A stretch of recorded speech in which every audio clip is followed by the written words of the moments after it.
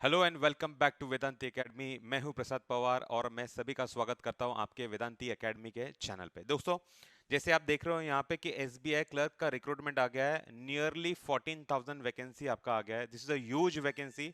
Previous year लगभग आपका 9,000 के आसपास आया था, तो अभी इस साल एटलीस्ट 5,000 से आपका वैकेंसी इंक्रीज हो चुका है, जो कि बहुत अच्छी बात है। ठीक है, सो क्विकली हम लोग एक रिकैप देखते हैं कि एसबीआई की इंपॉर्टेंट डेट्स क्या है।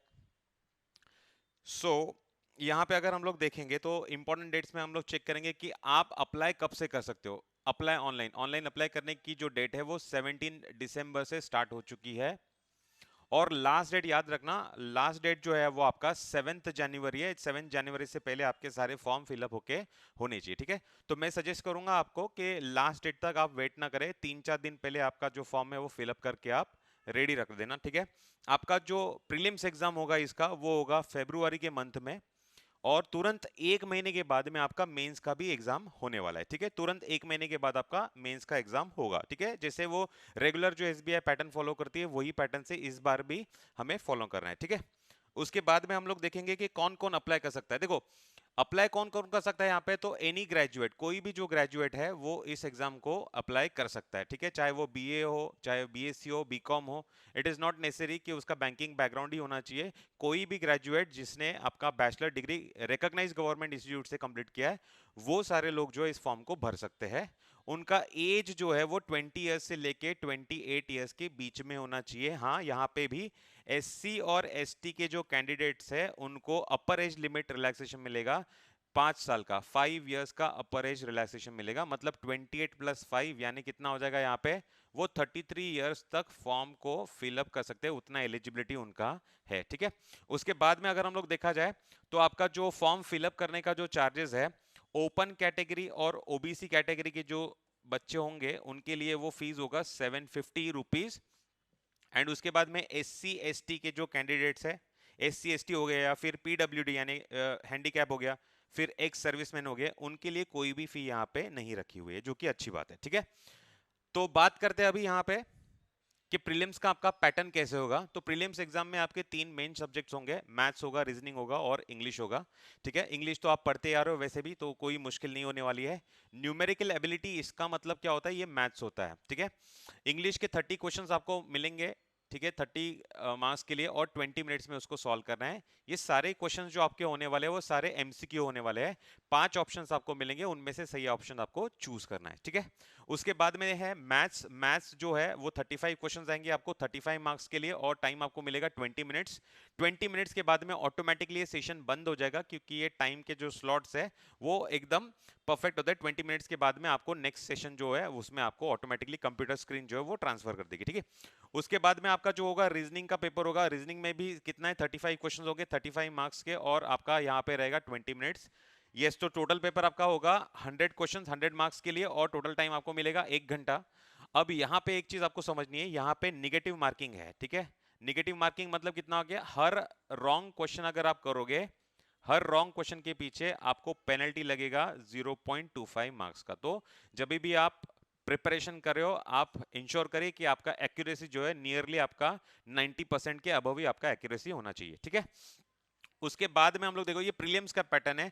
प्रीलिम्स जो होती है ना वो क्वालिफाइंग इन नेचर होती है, मतलब आप मेंस के लिए क्वालिफाई करने वाले हो या नहीं हो, ये एग्जाम डिसाइड करेगी। ठीक है, अभी इसका जो भी कुछ कट ऑफ है, ठीक है, वो कट ऑफ अगर आप क्लियर करते हो तो आप मेंस में क्वालिफाई हो जाते हो। ठीक है, अभी आप मेंस में क्वालिफाई हो जाओगे, जैसे ही आप मेंस में एग्जाम में एंट्री बैठोगे, मतलब जो मेंस एग्जाम आप देने वाले हो, उसमें आपका एक सब्जेक्ट है वो ऐड हो जाएगा, वो है आपका current affairs with special reference to banking industry. Current affairs यानी जो न्यूज़पेपर जो आप पढ़ते हो, डे टू डे लाइफ में जो भी कुछ एक्टिविटीज होती है उसके रिगार्डिंग आपको क्वेश्चंस पूछे जाएंगे। ठीक है, इंग्लिश, मैथ्स और रीजनिंग, इंग्लिश, मैथ्स और रीजनिंग जो प्रीलिम्स के आपके जो सब्जेक्ट्स है वो मेंस में भी होने वाले हैं, लेकिन उनके मार्क्स जो है वो अलग अलग होने वाले हैं। जैसे कि इंग्लिश जो है 40 मार्क, 40 क्वेश्चन होंगे 40 मार्क के लिए, 35 मिनट्स में सॉल्व करना है। मैथ्स जो होगा 50 क्वेश्चन हो गए 50 मार्क्स के लिए, 45 मिनट्स में आपको सॉल्व करना है। रीजनिंग जो है 50 क्वेश्चन है 60 मार्क्स के लिए, और आपको सॉल्व करने के लिए मिलेगा 45 मिनट्स। और जो करंट अफेयर जनरल अवेयरनेस जिसके हम लोग बात करें या फाइनेंशियल अवेयरनेस, वो 50 क्वेश्चन होंगे आपके 50 मार्क्स के लिए और टाइम मिलेगा आपको 35 मिनट्स, ठीक है। टोटल क्वेश्चन आपके 190 हो गए 200 मार्क्स का, और 2 घंटे 40 मिनट में आपको पेपर मिलेगा। बहुत ही अच्छा खासा टाइम दिया हुआ है, ठीक है। मेंस एग्जाम में आपको अगर स्ट्रेटेजी बनाना है तो मैं आपको यही सजेस्ट करूंगा कि आप क्वेश्चन के सिलेक्शन पे फोकस करो। अगर आप क्वेश्चन के सिलेक्शन पे भी अगर आप ठीक से फोकस करते हो तो भी आपका जो सिलेक्शन का जो पॉसिबिलिटी है वो बहुत ज्यादा बढ़ जाएगा, ठीक है। दूसरी बात यहाँ पे इंपॉर्टेंट जो हम लोगों को देखनी है वो है यहाँ पे कि सिलेबस क्या आएगा, ठीक है। सिलेबस क्या आने वाला है बहुत ही इंपॉर्टेंट। देखो सिलेबस जो आपका होगा ना, वो जो 10th लेवल में आप पढ़े हो वही मैथ्स आपको, जैसे परसेंटेज आपने पढ़ा है, रेशियो पढ़ा है, एवरेज पढ़ा है, टाइम एंड वर्क पढ़ा है, डेटा इंटरप्रिटेशन पढ़ा है, ठीक है। ये सारी चीजें जो है ना 10th लेवल के जो कॉन्सेप्ट है उसी के बेसिस पे सारे क्वेश्चन होने वाले हैं। कोई भी यहाँ पे कोई हार्डकोर कॉन्सेप्ट नहीं है, ट्रिग्नोमेट्री हो गया, ज्योमेट्री हो गया, ये सारी चीजें आपको बैंकिंग एग्जाम में नहीं पूछी जाती, ठीक है। उसके बाद में होगा लॉजिकल रीजनिंग का जो पेपर, ठीक है। अभी लॉजिकल रीजनिंग एक ऐसा पेपर है जो आप महाराष्ट्र बोर्ड से जो पढ़े हुए हैं उनमें, उनके स्कूल कॉलेजेस में इसमें से कोई टॉपिक हार्डली पढ़ाया जाता है, ठीक है।